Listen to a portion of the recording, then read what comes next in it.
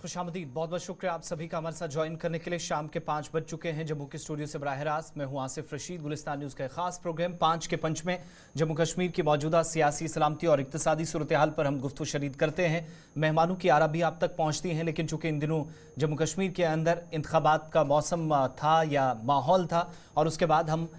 Vote शुमारी की तरफ जा रहे हैं, इन सब के बीच में कई बैक टू बैक बड़ी डेवलपमेंट्स हो रही हैं, लेकिन कौमी और बैनुल-अक़वामी सतह की खबरें भी इतनी ही अहम रहती हैं जो इस प्रोग्राम में तरजीहात में हमने शामिल कर रखी हैं। तो शुरुआत इसी तरह की खबरों के साथ करेंगे और आज के प्रोग्राम में दुनिया भर के मुख्तलिफ हिस्सों से और भारत और पाकिस्तान सरहद के उस तरफ और इस तरफ जहाँ तनाव है, दोनों ममालिक के ताल्लुकात अच्छे नहीं हैं, लेकिन इसके बावजूद भी एक अहम तरीन इजलास जब अगले हफ्ते होने जा रहा है, बल्कि तीसरा हफ्ता जब जम्मू कश्मीर समेत मुल्क के हिस्सों तमाम ममालिक की या फिर तमाम रियासतों की नज़र भारत पाकिस्तान पर रहेगी। शुरुआत इसी खबर के साथ, क्योंकि पाकिस्तान के अंदर इस्लामाबाद में 15 और 16 तारीख को SCO का या शंघाई ताउन तंजीम का इजलास होने जा रहा है। ऑफिशियली अनाउंसमेंट हो चुकी है, लेकिन बड़ी खबर ये कि पाकिस्तान का दौरा भारत का वफद करने जा रहा है। इस वफद की क़यादत मरकजी वज़ीर ख़ारजा डॉक्टर S जयशंकर करने जा रहे हैं और अब से थोड़ी देर पहले प्रेस कॉन्फ्रेंस के जरिए दिल्ली के अंदर तफसीलात शेयर कर दी गई इस दौरे के हवाले से कि क्या क्या होना है, वफद में कौन कौन लोग होंगे। वज़ीर ख़ारजा डॉक्टर S जयशंकर भारत के वफद की क़यादत करने वाले हैं और यह एक तवील मुद्दत के बाद भारतीय वज़ीर ख़ारजा S जयशंकर जब पाकिस्तान जाएंगे, इस तरह का मौका आया है। शंघाई ताउन तंजीम के इजलास में शिरकत की तस्दीक भारत के वज़ीर ख़ारजा या वज़ारत ख़ारजा के तर्जुमान रणधीर जायसवाल की तरफ से कर दी गई है। दफ्तर ख़ारजा की तरफ से अब से थोड़ी देर पहले प्रेस कॉन्फ्रेंस की गई, जिसमें बताया गया कि वज़ीर ख़ारजा S जयशंकर पाकिस्तान का दौरा करेंगे। दफ्तर ख़ारजा के मुताबिक जयशंकर पाकिस्तान में शंघाई ताउन तंजीम के इजलास में शिरकत करने वाले एक तवील मुद्दत के बाद जब भारत और पाकिस्तान की तारीख लिखी जाएगी तो उनका नाम भी सर फहरिस्त होगा और जयशंकर की पाकिस्तान आमद की तस्दीक की गई है। शंघाई ताउन तंजीम का सरबराही इजलास या जो चोटी कॉन्फ्रेंस है वो 15 और 16 अक्टूबर को इस्लामाबाद में होगी। वज़ारत ख़ारजा के तर्जुमान रणधीर जायसवाल ने थोड़ी देर पहले प्रेस कॉन्फ्रेंस में कहा कि 15 और 16 अक्टूबर को इस्लामाबाद में जब ये SCO की चोटी कॉन्फ्रेंस होगी तो पाकिस्तान एक वफद भारत की क़यादत करने जाएगा, जिसकी सरबराही जो है वो वज़ीर ख़ारजा करेंगे। इससे पहले आपको याद होगा कि भारत में बेंगलुरु गुज़श्ता बरस एक इजलास मुनक़्क़िद हुआ था, SCO का इजलास, जिसकी सदारत भारत ने की थी। इसमें पाकिस्तान के वज़ीर ख़ारजा बिलावल भुट्टो ज़रदारी आए थे। हालांकि ज़्यादा मुलाकात भारत और पाकिस्तान के वज़ीर ख़ारजा के दरमियान नहीं हुई थी, लेकिन इस दौरे ने सुर्खियों में काफ़ी जगह बनाई थी। उसके बाद एक तवील मुद्दत के बाद या उससे पहले भी काफ़ी अरसे तक भारत का कोई रहनुमा मुज़ाकराती अमल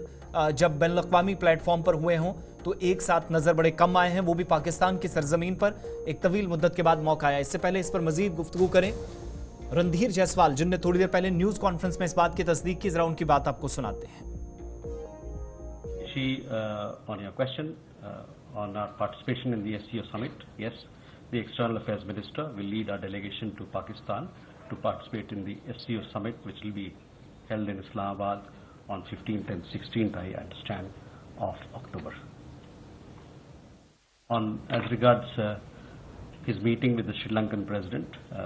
that meeting has happened. First in the morning, he met with his counterpart, the Sri Lankan Foreign Minister. And thereafter, he called on the Sri Lankan President, where he conveyed the wishes of our President and our Prime Minister, and a deep desire to build on our strong partnership with Sri Lanka, take this partnership forward, do all that we can to strengthen our age-old friendship, relationship, and warm ties.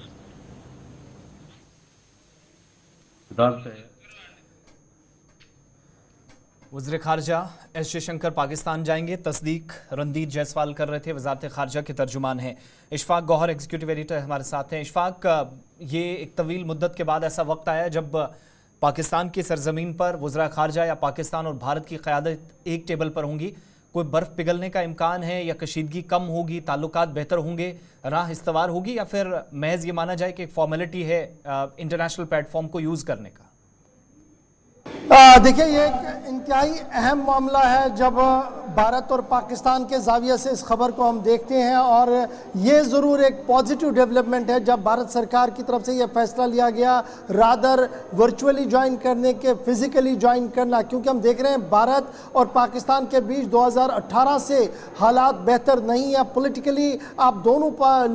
देशों को जब आप देखेंगे, दोनों states को देखेंगे तो अलग अलग मौक़िफ़ है, चाहे वो जो भी मामला हो, पॉलिटिकल इशू हो, फाइनेंशियल इशूज़ हो, हर मामले पर पाकिस्तान अलग थलग एक सिचुएशन लेकर चला। और स्पेशली 2019 के बाद जब 370 और 35A का मामला आया, बालाकोट का मामला आया, तो पाकिस्तान का एक मौक़िफ़ सामने आया था। उसके बाद भी इस तरीके के इंटरनेशनल इवेंट्स जो है वो होते रहे, भारत सरकार भी ज्वाइन करती रही, पाकिस्तान के नुमाइंदे भी ज्वाइन करते रहे, लेकिन वो वार्म हैंडशेक जो हम लगातार देखना चाहते थे होगा, वो हुआ नहीं। लास्ट टाइम भी जब 2 कॉन्फ्रेंस आप पीछे जाकर देखेंगे तो इस तरीके की कोई सिचुएशन वहाँ नज़र नहीं आई। लास्ट टाइम जब भारत सरकार मेज़बानी कर रहे थे तो पाकिस्तान के वज़ीर आज़म ने ऑनलाइन कॉन्फ्रेंस में आकर अपनी प्रेजेंस दिखाई, क्योंकि ये जो SCO कॉन्फ्रेंस है ये बड़ी इंपॉर्टेंट होती है, स्ट्रेटजिकली ये इंपॉर्टेंट रहती है, पॉलिटिकली ये इंपॉर्टेंट रहती है, क्योंकि China, Russia, Pakistan, Kazakhstan, Kyrgyzstan, Tajikistan, Uzbekistan जैसे देश यहाँ पर बैठते हैं और वो स्ट्रेटजिकल इंपॉर्टेंस वाले इशू जो है उस पर डिस्कशन करते हैं।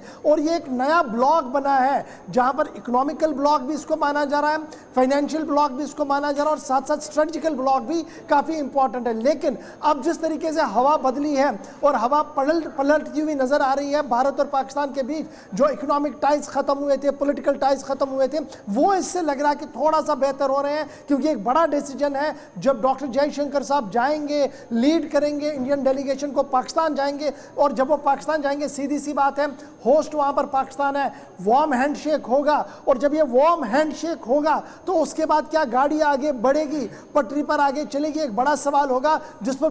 पूरी दुनिया की कैमरा वहां पर जरूर फोकस रहेगी। लेकिन फिलहाल जो फॉरेन मिनिस्ट्री है, मिनिस्ट्री फॉर एक्सटर्नल अफेयर्स है, उन्होंने इस बात की तस्दीक कर ली है कि 2 दिन 15 और 16 तारीख को जो इजलास होने वाला है पाकिस्तान इस्लामाबाद के अंदर, उसमें भारत सरकार पूरी तरह से जाएगी, अपना व्यू पॉइंट भी रखेगी और इस फॉर्म को मजीद बेहतर कैसे बनाया जाए, स्ट्रेटजिकली जो इश्यूज हैं, चाहे वो उज़्बेकिस्तान के साथ हो, किर्गिस्तान के साथ हो, कजाकिस्तान के साथ हो, वहाँ पर जो बॉर्डर्स अफगानिस्तान के साथ लगते हैं उन्हें किस तरीके से सेटल किया जाए, और जो इश्यूज परटेन करते हैं डिफेंस को, उन्हें किस तरीके से एड्रेस किया जाए। ये यहाँ पर एक बुनियादी मौका होगा जब चाइना के प्राइम मिनिस्टर भी वहाँ पर होंगे, रशिया के भी होंगे, पाकिस्तान के भी होंगे, और भारत सरकार की भी वहाँ पर पूरी रिप्रेजेंटेशन जो वज़ीर ख़ारजा साहब करेंगे। अगर पाकिस्तानी मीडिया की आपको देखें, थोड़ी देर पहले हम चेक कर रहे थे तो उनकी ये एक्सपेक्टेशन थी शायद इससे ज़्यादा हाई लेवल डेलीगेशन नहीं आ सकता है, बल्कि लोअर रैंक पर ही आएंगे या सीधे वर्चुअली वो खिताब करेंगे। लेकिन जिस तरीके का फैसला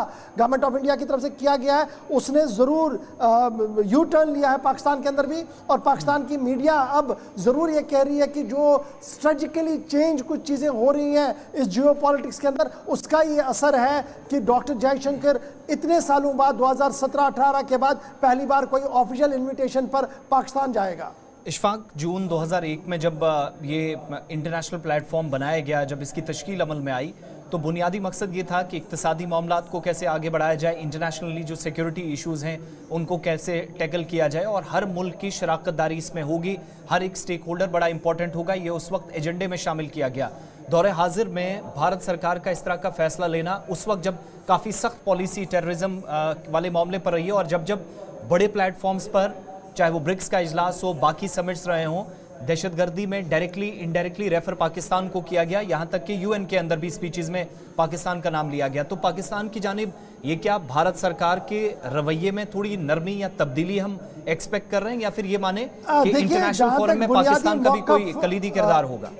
बिल्कुल, जो बुनियादी मौक़िफ़ भारत सरकार का है कि talk and terror can't go together, दोनों चीज़ें एक साथ नहीं चलेंगी जब तक टेररिज्म पूरी तरह से डिसमेंटल नहीं होता है और Pakistan as a state sponsorship के उससे हाथ नहीं पीछे लेता है, तब तक शायद 1-to-1 dialogue, prime minister to prime minister, home minister to home minister, defence minister to defence minister, बातचीत नहीं होगी, और वो कंटिन्यू प्रोसेस अभी तक भी है। और ये स्ट्रेटजिकल डायलॉग वाला प्रोसेस है जिसमें इंटरनेशनल फोरम में होता है, जिसमें चाइना है, रशिया है, कजाकिस्तान कजाकिस्तान, किर्गिस्तान और उज्बेकिस्तान जैसे देश हैं। तो ये मैंने पहले कहा कि ये स्ट्रेटेजिकली इंपॉर्टेंट प्लेटफॉर्म है, इसलिए भारत सरकार ने पहले दिन से ही एससीओ को हल्के में नहीं लिया है। इस एससीओ के जरिए से बहुत सारे इश्यूज को एड्रेस कराने की कोशिश की गई है जो इंटरनेशनल फोरम पर किया जाता है, इकोनॉमिकल फ्रंट पर भी, मिलिट्री फ्रंट पर भी और दीगर फ्रंट्स पर भी। अगर आप देखेंगे तो ये काफ़ी ज़्यादा हाईलाइट हुआ है। यही वजह है कि भारत सरकार का ये जो डिसीजन आया होगा ये इसी के पस मंज़र में होगा। अदरवाइज जब आप इंडिया पाकिस्तान के इंटरनल ताल्लुकात देखेंगे शायद ही उसमें कोई तब्दीली भारत सरकार की तरफ से कोई आई हो, क्योंकि सिर्फ 2 दिन पहले जब होम मिनिस्टर साहब हिसार के अंदर थे, हरियाणा के अंदर थे, तो उन्होंने इस बात को साफ कर दिया कि पाकिस्तान किस तरीके से टेररिज्म की पॉलिसी चला रहा है। लेकिन ज़रूर एक शिफ्ट है, जब आप पाकिस्तान जाएंगे, मेज़बान मुल्क के साथ रहेंगे, तो सीधी सी बात है चाय कॉफ़ी तो होगी, ऑन लेफ्ट एंड राउंड क्या कुछ और बातें होंगी वो देखने लायक होगी। क्योंकि चाइना अगर आप देखें और रशिया, वो लगातार इस कोशिश में है कि भारत और पाकिस्तान के बीच जो दूरियां हैं ये किसी न किसी तरीके से कम हो और बातचीत के जरिए से सारे मसलों का हल निकाला जाए। देखना होगा कि वो जो टेबल डिप्लोमेसी हुई है जिसमें रशिया का एक बड़ा रोल है, चाइना का एक बड़ा रोल है, वो किस तरीके से आगे बढ़ेगा। एक आखिरी चीज़, मई 2023 में जब भारत के अंदर इजलास हुआ, कोई टेबल टॉक भारत और पाकिस्तान के दरमियान नहीं हुई, बल्कि जब होस्ट भी किया गया तो हमने देखा कि बॉडी लैंग्वेज बता रही थी ज़रा चीज़ें डिफरेंट थी। इस बार जब भारत का वफद जा रहा है, 10 साल की तवील मुद्दत के बाद कोई वज़ीर ख़ारजा पाकिस्तान जा रहा है, कोई 1-to-1 भी मुलाकात का कोई इम्कान है या नज़र आ रहा है या मुमकिन है कि अनाउंसमेंट हो? देखिए अभी तक जो ऑफिशियल स्टेटमेंट है वो सिर्फ इतना आया है कि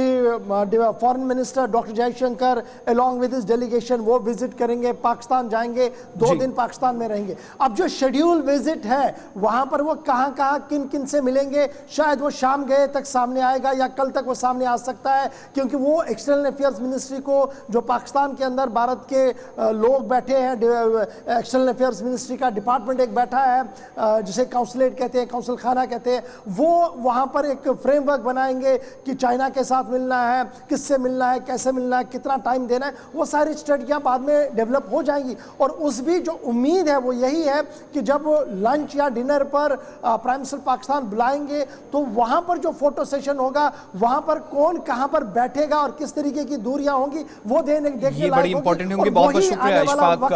प्रोग्राम में ज्वाइन करने के लिए और अहम तरीन इस मामले पर गुफ्तगू शनीद को आगे बढ़ाने के लिए। एक तवील मुद्दत के बाद 10 साल के बाद कोई वज़ीर ख़ारजा भारत का पाकिस्तान जा रहा है और डॉक्टर एस जयशंकर रवा महीने की 15 और 16 तारीख को भारतीय वफद की क़यादत करेंगे। पाकिस्तान के अंदर कराची और इस्लामाबाद में सिक्योरिटी प्रोटोकॉल काफ़ी सख्त नज़र आ रहा है और इस दौरान जब इशाया भी होगा, डिनर होगा या फिर इसके अलावा दीगर तकरीबात होंगी, जब आप टेबल टॉक्स देखेंगे इंटरनेशनल डिग्नेटरीज़ की, उसमें भारत और पाकिस्तान की एक दूसरे के साथ बैठना या फिर बॉडी लैंग्वेज बहुत हद तक बताएगी कि सूरत हाल मुस्तकबिल में क्या होगी, क्या हिकमत अमली दोनों मालिक की है। ये चीज़ें शायद पाकिस्तान ज़रूर क्लोज आने की कोशिश माजी में भी करता रहा, लेकिन भारत सरकार की तरफ से चूंकि दहशतगर्दी वाले मामले पर काफ़ी सख्त मौक़िफ़ रहा है, इसलिए बात नहीं बन सकी है। आगे बढ़ते हैं, बात अब ज़रा डॉक्टर मीरवाइज मौलवी मोहम्मद उमर फारूक की, जिनका एक case Jammu Kashmir Ladakh common high court में गया था और नज़रबंदी के इस मामले पर या जो खाना नज़रबंदी उनकी रही 4 हफ्तों के बाद मीरवाइज आज रिहा हुए।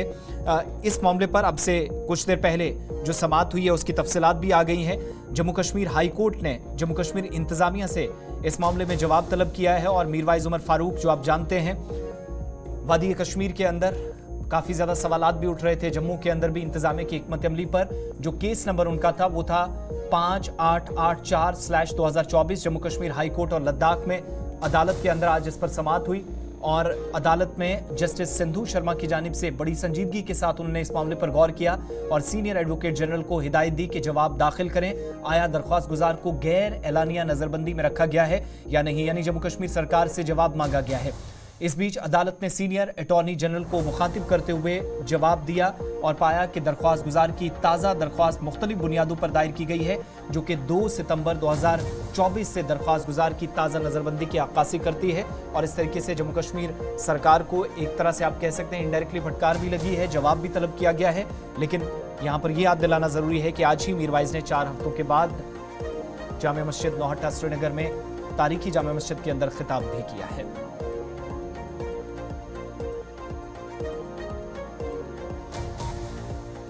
आगे बढ़ते हैं, मीरवाइज की जब बात हो रही है तो मीरवाइज मौलवी उमर फारूक ने आज जम्मू कश्मीर के अंदर मौजूदा सूरत हाल, जिनमें सियासत, सलामती और इक्तिसादी मामलात शामिल हैं, आज एक एक करके इन पर अपना नुक्ता नज़र बयान किया और एक बड़ा बयान दिया कि हुर्रियत कॉन्फ्रेंस इंतखाबात के खिलाफ कभी नहीं थी। जमहूरी निज़ाम के अंदर वो पहले से यकीन रखते हैं, लेकिन इस बात पर जोर दिया कि इंतखाबात को मसला कश्मीर के हल के लिए इस्तेमाल किया जाना चाहिए। इतना ही नहीं, वादी कश्मीर और जम्मू के अंदर जो सियासी क़यादत है वो मुत्तहिद नहीं है। उस पर यह इल्ज़ाम आयद किया कि अगर ये तमाम जमातें मुत्तहिद होती तो शायद सूरत हाल मज़ीद बेहतर होती। जम्मू कश्मीर के मुतल्लिक मरकजी सरकार के 5 अगस्त 2019 के बाद लिए गए फैसले, जिन पर उन्होंने नुक्ताचीनी सरकार की और कहा कि बुनियादी जो हुकूक थे, जिनमें मजहबी हुकूक भी हैं, उनको सलब करने का सरकार ने जैसे जिम्मा ले रखा है। हर गुजरते दिन के साथ कभी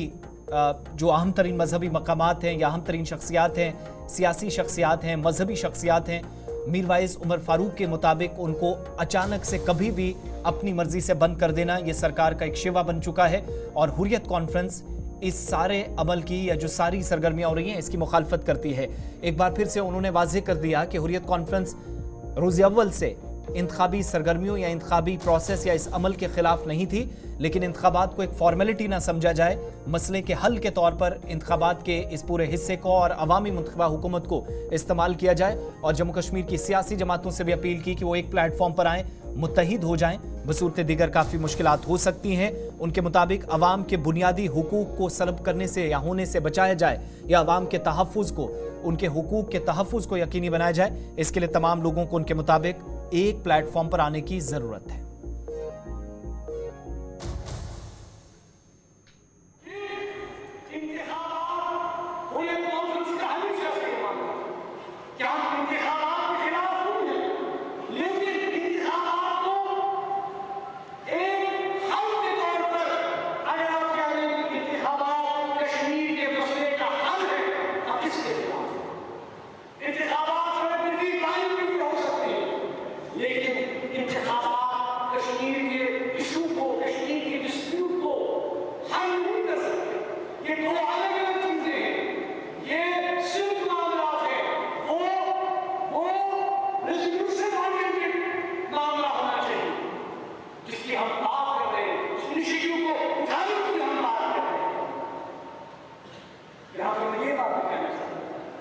कि जो तंजीमें, जो जमातें इंतखाबात करती हैं, उस हवाले से कितना अफसोस की बात है कि आज की जमातें, सब जमातें महसूस कर रही हैं कि हमारे पास कुछ नहीं रहा, हमारे खिलाफ लेने के हम खाली हाथ हैं, हमारा मुस्तकबिल दाव पर लगा दिया गया है, हम एक्सपोज हो चुके हैं, लेकिन आज भी ये मुत्तहिद नहीं हो रहे। क्या कि जम्मू कश्मीर की क़यादत हुर्रियत पसंद क़यादत की बात कर रहा हूँ, खासकर बल्कि मीरवाइज ये मंसब जामा मस्जिद का उत्तम महराब इस बात का गवाह है कि हमने हमेशा जम्मू कश्मीर के मसले के हवाले से कुरान की बात की। हमने हमेशा ये बात कही कि हम जंग नहीं चाहते, हमने हमेशा ये बात कही कि हम मसाइल का हल उसको शरीर से चाहते हैं, डायलॉग से चाहते हैं, बातचीत से चाहते हैं, लेकिन हमारी बात को हमेशा नजरअंदाज कर दिया जाता है। हुर्रियत कॉन्फ्रेंस यहाँ के आवाम का एक नुमाइंदा प्लेटफॉर्म है। नौजवानों,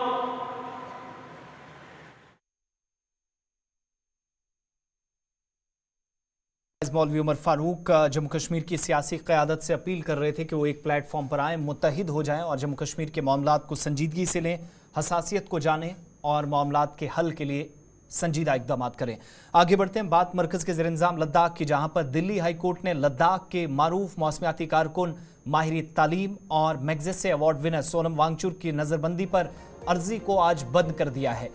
ये एक ऐसा मौका है जब 4 रोज़ के अंदर केस की समाअत भी हुई। दिल्ली हाई कोर्ट ने इस हफ्ते के शुरू में ही शहर की पुलिस के जरिए सोनम वांगचुक की हिरासत के सिलसिले में एक वकील के जरिए कार्रवाई को आज बंद कर दिया और कहा कि अब सोनम वांगचुक जो रिहा हो चुके हैं अपनी शिकायत, अपने मसाइल खुद डिस्कस कर सकते हैं, वो आज़ाद हैं, किसी तरीके से उन पर कोई पाबंदी नहीं है। आपको याद होगा कि सोनम वांगचुक, जिनको दारुल हुकूमत दिल्ली जाते वक्त लद्दाख के मामलात पर जब वो एहतिजाजन पैदल मार्च कर रहे थे पदयात्रा के दौरान, सिंघू बॉर्डर पर अपने 120 से ज़ायद साथियों के साथ उन्हें हिरासत में लिया गया था। अपने हुकूक के लिए वो एहतिजाज कर रहे थे और 3 रोज़ बाद 1 अक्टूबर के बाद इनको जब छोड़ा गया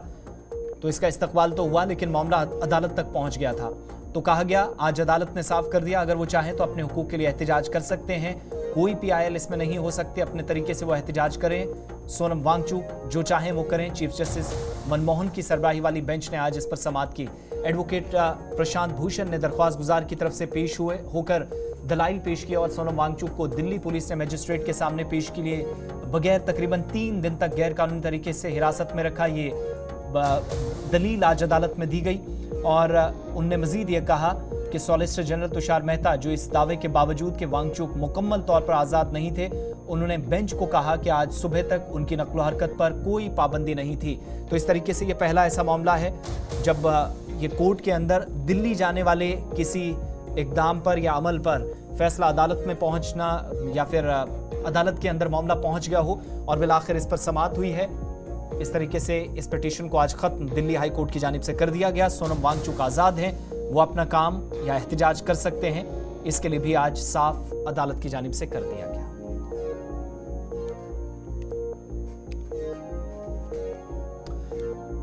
आगे बढ़ते हैं और बैनुल अक़वामी सतह पर अहम तरीन डेवलपमेंट्स में एक और डेवलपमेंट हुई है और इस पेशरफ्त के तहत रूस ने अफगानिस्तान के अंदर तालिबान को लेकर एक बड़ा फैसला कर दिया है और दहशतगर्दों की फहरिस्त से, टेररिस्ट की लिस्ट से इसे बाहर निकालने का ऐलान रूसी हुकूमत की जानिब से या क्रेमलिन की जानिब से कर दिया गया है। साल 2003 था, तालिबान को लेकर फैसला रूस की जानिब से हुआ था, जब तालिबान को मुतअद्दिद कानूनी मराहिल से गुजरना होगा। आज के वक्त में भी ये फॉर्मेलिटीज उसके सामने रखी जा रही हैं, लेकिन ये बड़ी राहत दी गई है अफगान तालिबान को।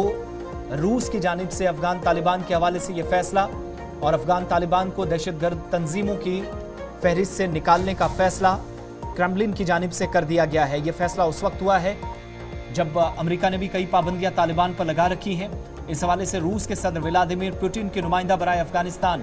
ज़मीर काबलूक का कहना है कि इस फैसले को हकीकत में बदलने के लिए मुतअद्दिद कानूनी मराहिल से गुजरना होगा। इसके अलावा रिपोर्ट से भी बताती हैं कि 2003 में अफगान तालिबान को बाज़ाब्ता तौर पर दहशतगर्द तंजीम करार दिया गया था। अगस्त 2021 में अफगानिस्तान से 20 साला जंग में अमेरिका की शिकस्त के बाद रूस आहिस्ता आहिस्ता अफगानिस्तान के साथ अपने ताल्लुकात बहाल कर रहा है और रूस के सदर व्लादिमीर पुतिन ने रवां बरस जून में ये कहा था कि उनका मुल्क तालिबान को दहशतगर्दी के खात्मे के लिए अपना इत्तेहादी समझता है। इस तरीके से उन्होंने ये अज़्म का यादा किया था कि ये सूरत हाल बेहतर हो सकती है, लेकिन कब? जब पूरी दुनिया के अंदर ये कयास आराइयाँ या जो इन खदशात का इजहार किया जा रहा है कि सूरत हाल मज़ीद अबतर हो सकती है, और ऐसा तब हो रहा है जब पूरी दुनिया के अंदर हम देख रहे हैं मुख्तलिफ हिस्सों के अंदर जंगी सूरत हाल के बीच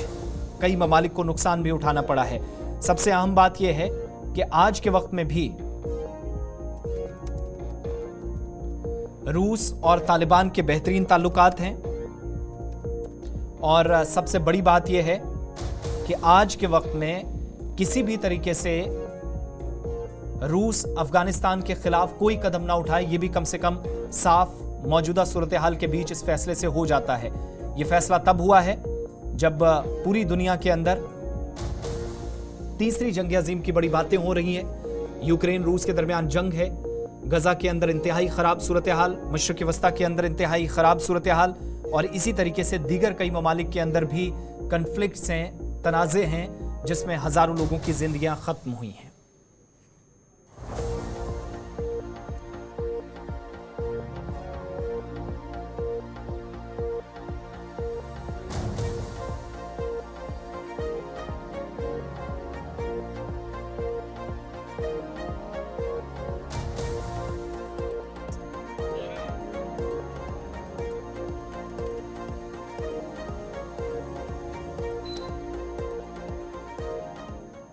चलिए आगे बढ़ते हैं, बात ज़रा ईरान की, जहां पर आज नमाज जुमा की अदायगी और उसके बाद खुसूसी दुआया महाफिल या मजालिस का अहतमाम तेहरान समेत ईरान के मुख्तलिफ रियासतों के अंदर आज किया गया। Supreme leader Ayatollah Ali khamani की जानिब से न सिर्फ आज नमाज जुमा अदा कराई गई, बल्कि साथ साथ उन्होंने हजारों लोगों से खिताब किया, बल्कि लाखों लोग दुनिया भर के अंदर भी उनको सुन रहे थे। मौजूदा मशरिक़ वस्ता की सूरत हाल पर भी उन्होंने नुक्ता नज़र पेश किया। मुस्लिम उम्मा से मुत्तहिद होकर दुश्मनों के खिलाफ इस मुश्किल वक्त में लड़ने या मुत्तहिद होने का भी उन्होंने आज फिर से ऐलान भी किया और अपील भी की गई। और इजराइल को खुले तौर पर कहा कि जिस हिसाब से कार्रवाई की गई, कहा कि 7 अक्टूबर को जो हमला हुआ वो भी जायज़ था, इजराइल के खिलाफ ईरान ने जो मिसाइल दागे वो भी जायज़ था, और ज़रूरत अगर पड़ी तो ना जल्दबाजी से काम लिया जाएगा और ना सब्र का पैमाना टूटना चाहिए, जो इजराइल शायद गलत फहमी में है। अपने खिताब में कई तरह की बातों का उन्होंने जिक्र किया, हवाला दिया, और मौजूदा सूरत हाल में उन्होंने कहा कि ईरान किसी भी जारहियत का जवाब देने के लिए पूरी तरीके से तैयार है। أعزائي يا شعب لبنان الوفي، يا شباب حزب الله وحركة أمل المفعم بالحماسة، يا أبنائي، هذا أيضا طلب سيدنا الشهيد اليوم من شعبه وجبهة المقاومة والأمة الإسلامية جمعاء. العدو الخبيث الجبان إذ عجز عن توجيه ضربة مؤثرة للبنية المتماسكة لحزب الله أو حماس أو الجهاد الإسلامي وغيرها من الحركات المجاهدة في سبيل الله،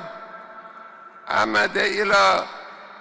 التظاهر بالنصر من خلال الاغتيالات والتدمير والقصف وقتل المدنيين وحرق قلوبهم. لكن ما هي النتيجة؟ ما هي النتيجة؟ ما نجم عن هذا السلوك هو تراكم الغضب وتصاعد دوافع المقاومة وظهور المزيد من الرجال والقادة والمضحين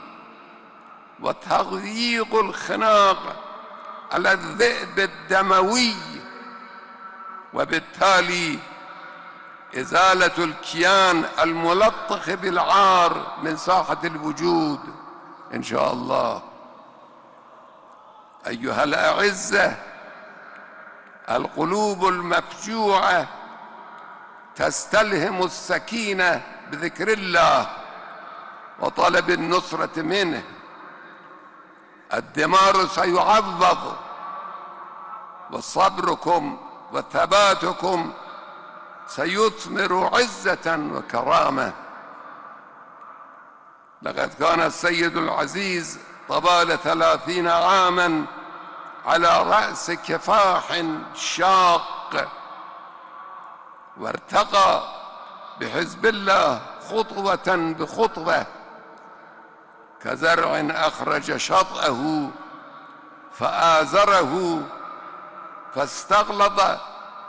فاستوى على سوقه يعجب الزراع ليغيظ بهم الكفار. وعد الله الذين آمنوا وعملوا الصالحات منهم مغفرة وأجرا عظيما. بتدبير السيد نما حزب الله مرحلة بمرحلة بصبر وبنحو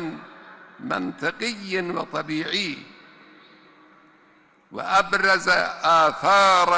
آثاره الوجودية أمام أعدائه في المراحل المختلفة عبر الدحر العدو الصهيوني، تؤتي أكلها كل حين بإذن ربها. حزب الله هو حقا شجرة طيبة. حزب الله وقائده الشهيد البطل هو عصارة فضائل لبنان في تاريخه وهويته. نحن الإيرانيون قد عرفنا منذ زمن بعيد لبنان وفضائله، فقد أغدق علماء لبنانيون من فيض علمهم على إيران في العهدين السربداري والصفدي خلال القرن الثامن والعاشر والحادي عشر للهجرة، ومنهم محمد بن مكي العاملي الشهيد، وعلي بن عبد العال الكركي، وزين الدين العاملي الشهيد، والحسين بن عبد الصمد العاملي، وابنه بهاء الدين المعروف بالشيخ البهائي، وغيرهم من رجال الدين والعلم. أداء الدين للبنان الجريح المدمى هو واجبنا وواجب المسلمين جميعا. حزب الله والسيد الشهيد بدفاعهم عن غزة